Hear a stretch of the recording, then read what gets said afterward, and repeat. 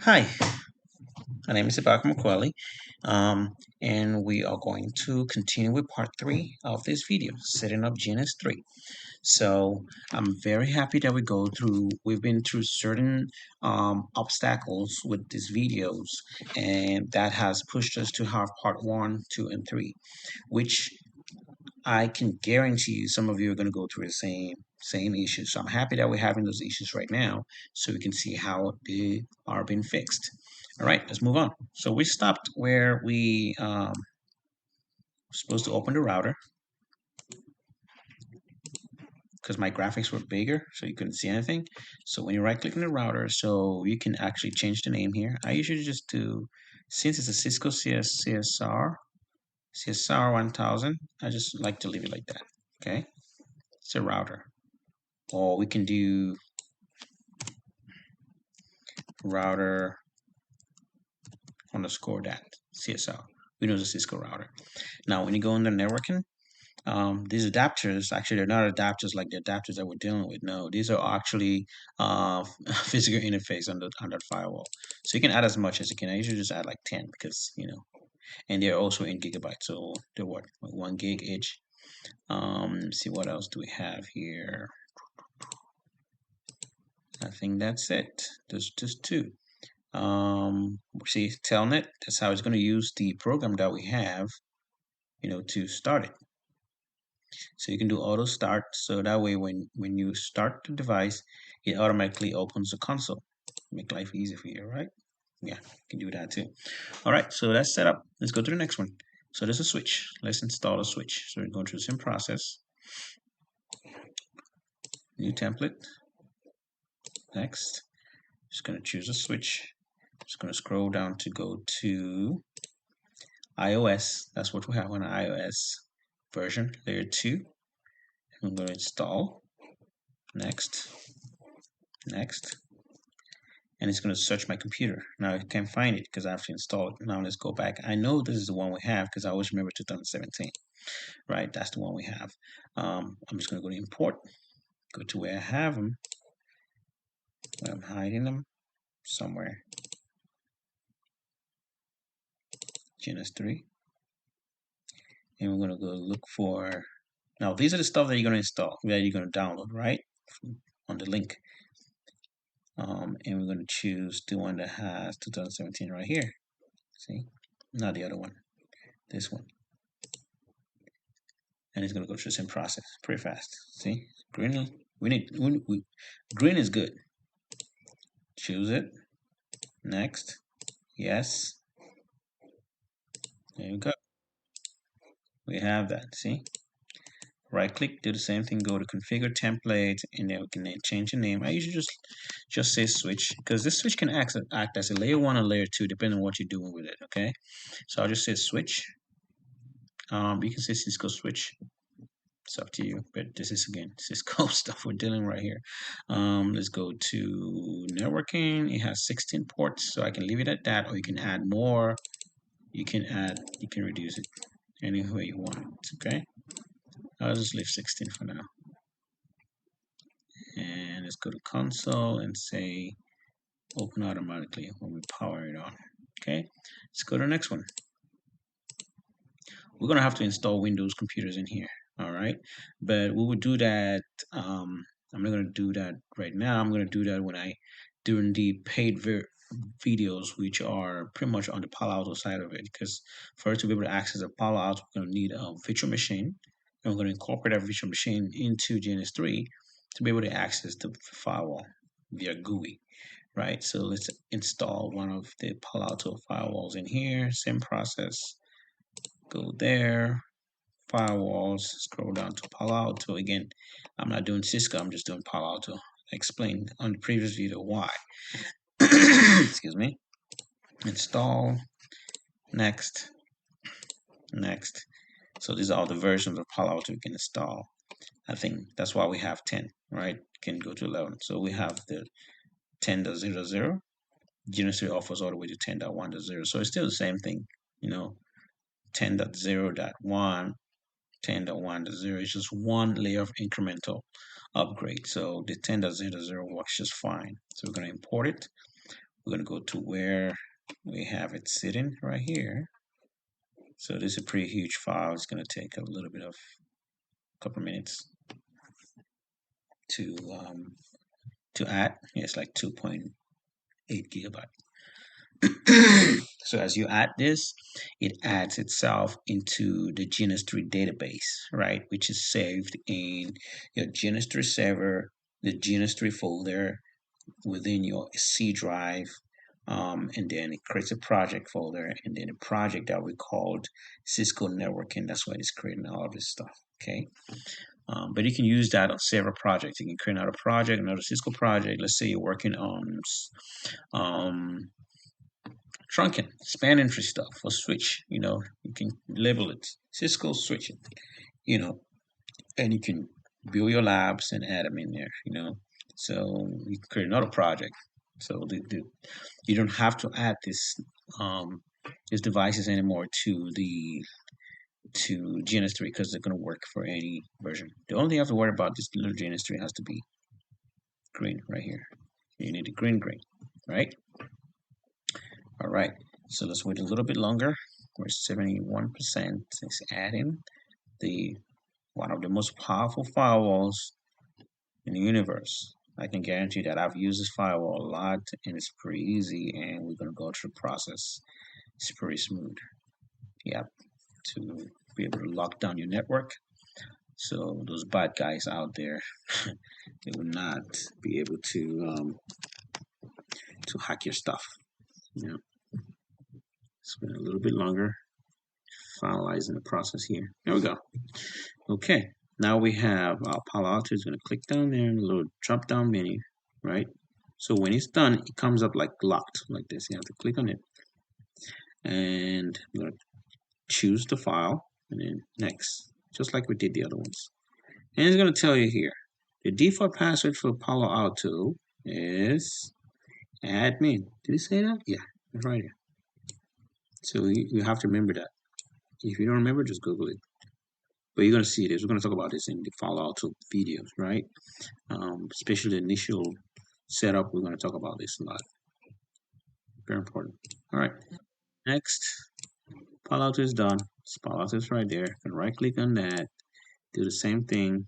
Name it. Palo Alto call the firewalls PAs. Palo Alto. So you can say Palo Alto dash firewall, right? And again, adapters 25. Wow, nobody uses 25 ports on a firewall. Even at a data center, you don't use that much. So let's say about 6 is fine. Let's do 6. And this also allow it to automatically yeah, for firewall, we don't have we need to automate because we're gonna access it via GUI, so we don't really need it to start automatically. Right now, so let me drag this and show you a little magic. See how the CPU is very low. Watch this. You're gonna drag. Start with the router. You're gonna drag it. Let's say you want to start a project, right? You're gonna drag your router. Throw it right there. Go to the switch. Throw it right there. See how they're adding? They're red. Go to the firewall. Drag it and add it. Okay. So let's say we have a router. We have a firewall. And we have a switch. And we have maybe an endpoint device over here. This is just a, And then when you add an endpoint device, again, you have to choose where you want it to sit. It's going to sit within the GNS3 environment, right? So let's say we have that. This is how you connect it. Click on your cable. Choose a port on the switch. Switch to the firewall. Some port in the firewall. Again, just basic stuff, right? And some port in the firewall connecting to some router, And again, just to show you how GNS3 works. That's the whole idea of this videos, right? And they're all red. See how they're all red? So we can start. You can literally click on this little green button here to start everything. I want to start all nodes, or you can start them individually. You can right click and do a lot of things. And the fun things you can do individually. And you're going to learn this as we go, right?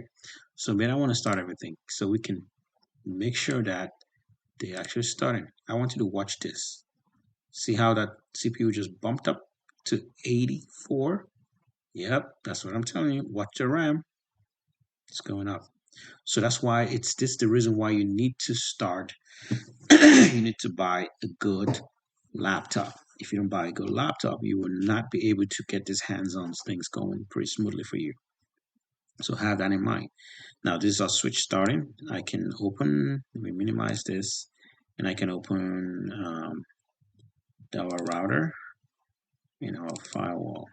They're all going to open all one little nice. See?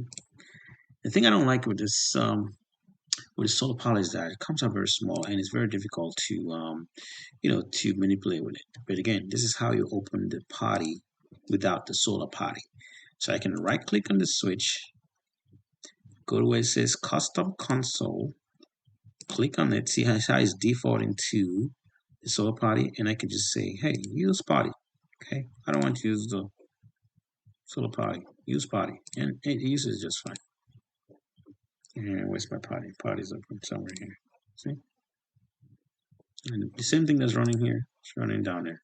Okay, so you can use that too. Oh, I have a file open twice. Let me close one. So that's how you can open the devices individually. I'm using party.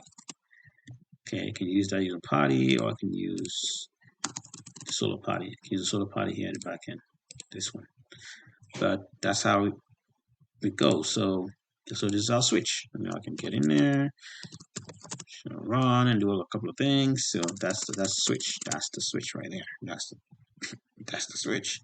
Yeah. So you got a switch, right? Proven to be working. What's next? What's the router? Is the router on? The firewall might take some time. So I'm just going to close this and I'm going to use the party one.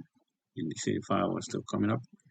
I'm going to use the party, individual party. So I'm going to go custom console, party. So the firewall is going to run, it's still running. It's call out the firewall. It takes a little bit of time to start. You know, the firewall has a lot of things that is going on in the back end. So again, console, party, and that's the router. The router is starting. So I can put them both side to side. This is the Palo Alto. Oh, look at that. The Palo Alto is already here. Now, usually the Palo Alto, when it's starting, it looks like it started, but it hasn't started actually, because the management server that's at the back end that's gonna, you know, have to fully boot for it to be able to start. Remember, they had the password as admin. Let's try the admin. It's not gonna go because it has been really fully booted up. See, so it's incorrect. It's not because it's incorrect, just because the management server hasn't started yet. And we're going to talk about that in the Palo Alto video. So we're going to learn everything from scratch. So that's a Palo Alto, and this is the Cisco router, right?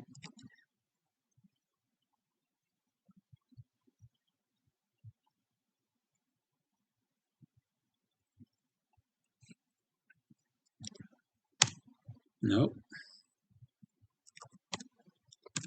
Nope. So there's a Cisco CSR router, very powerful one for edge routers. And we're going to, let me add the last one, the last router, which is just a regular Cisco router, which you can use for, like, it's going to look like the Cisco 4000 versions, like the 4331 router, Cisco router. We're going to install that. But this is pretty much the, you know, this is a 1000V CSR, very powerful router. All right, there's another one that's at the last router, which is going to be, and then look at the CPU. Look how it went down because how great this computer is. Ryzen, AMD Ryzen 5, 3, 5, or 7. That's the thing. That's what you want to grab. Install that, and then we're going to go through routers. I'm going to go and grab that Cisco router, iOS V. Next, let's go down to I think it's this one, 116T. Oh no, let's click on import. Let's click, yeah, I see it right here. Choose it, open. It's gonna add itself to the rest of the routers, to the network devices. It's gonna come here and click on that. Oh, there's another thing we missed. Look at that. I just saw that. And it's kind of confusing why they started, because normally we need this software for them to start, but I guess the new version of GNS3 maybe doesn't need that. But I'm just going to add it, okay? This thing, we'll have to add that. That's the software that actually starts the devices, right? So I'm going to add that there. But this is the one I'm focusing on. This one right here. Next, next, next. And I'm just going to call this router, router, just a router, let's go router. And you can add the ports to maybe 10, that's fine. And we want it to start automatically when you power it on. And you can drag it in there and do the same thing, it's gonna start, okay? Alrighty, so I'm gonna, again, to stop everything, stop, you're gonna go red, go stopped, and then you're gonna X this out. So it's gonna properly stop the GNS3 server. So if we go to GNS3 to the VM, it's done. Okay, so this brings us to the end of our free video. It's been a long way. So just go through the videos and set up your stuff before you can start buying anything from our website. Again, I just want to take this opportunity to reintroduce myself. My name is Ibaka Mukweli. You can call me Sam. It's just my middle name. I was originally born in Africa, moved to America about 20 years ago, and I've always loved IT. So I have an associate degree in computer science and a bachelor's degree in cybersecurity.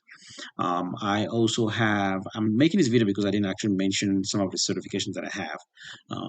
So I have a Cisco, I have a CCNP, I have two CCNPs. I'm a double CCNP.